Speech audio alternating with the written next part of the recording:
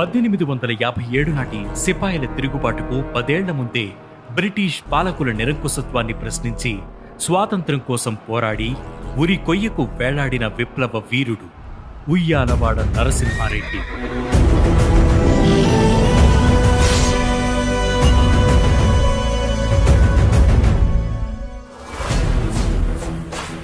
ఉద్యమం మొదలుపెట్టిన ఏడాదిలోనే ప్రాణాలు విడిచినప్పటికీ వేల మందిలో పోరాట స్ఫూర్తిని నింపిన ఈ యోధుడి గురించి ఈరోజు అనగనగాలు.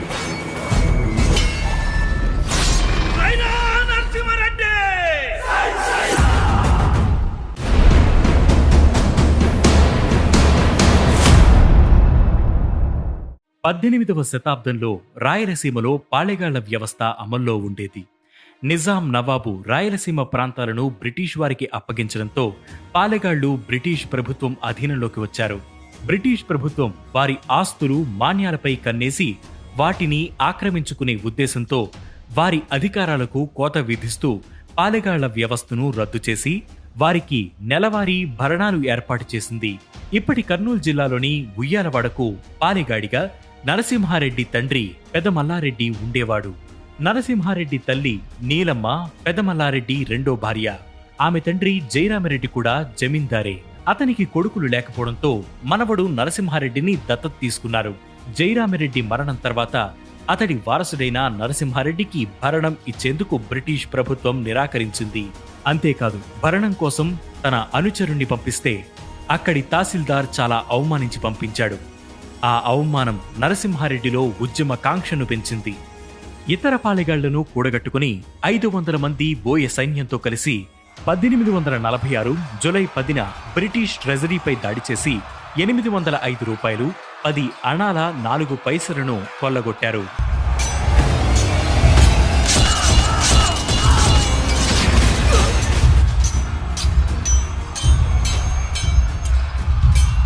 అక్కడున్న తహసీల్దార్ను కూడా చంపేశారు.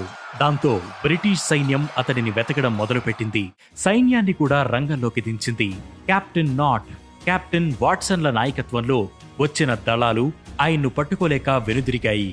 చివరికి ఉయ్యాలవాడను పట్టించిన వారికి 10,000 దినారాల బహుమతి అందజేస్తామని రివార్డ్ ప్రకటించింది. జూలై 23న నరసింహారెడ్డి గిద్దలూరు వద్ద కెప్టెన్ వాట్సన్తో యుద్ధం చేశారు. దాంతో నరసింహారెడ్డి కుటుంబాన్ని పట్టుకుని కడపలో ఖైదు చేసింది బ్రిటిష్ ప్రభుత్వం. ఇక 1846 అక్టోబర్ 6న నల్లమల కొండలోని పేరుసోమల వద్ద గల జగన్నాథాలయంలో నరసింహారెడ్డి ఉన్నాడని తెలుసుకున్న కడప యాక్టింగ్ కలెక్టర్ కాక్రేన్ సైన్యంతో వెళ్లి అతనును బంధించాడు. ఆయనతో పాటు 901 మందిని పట్టుకుని ఒక్కొక్కరికి ఒక్కోలా శిక్ష వేశారు.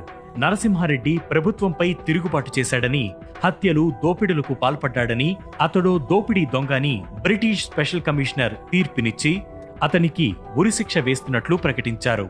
1847 ఫిబ్రవరి 22 ఉదయం 7 గంటలకు కలెక్టర్ కాక్రేన్ సమక్షంలో ప్రజలందరూ చూస్తుండగానే బహిరంగంగా ఉరితీశారు.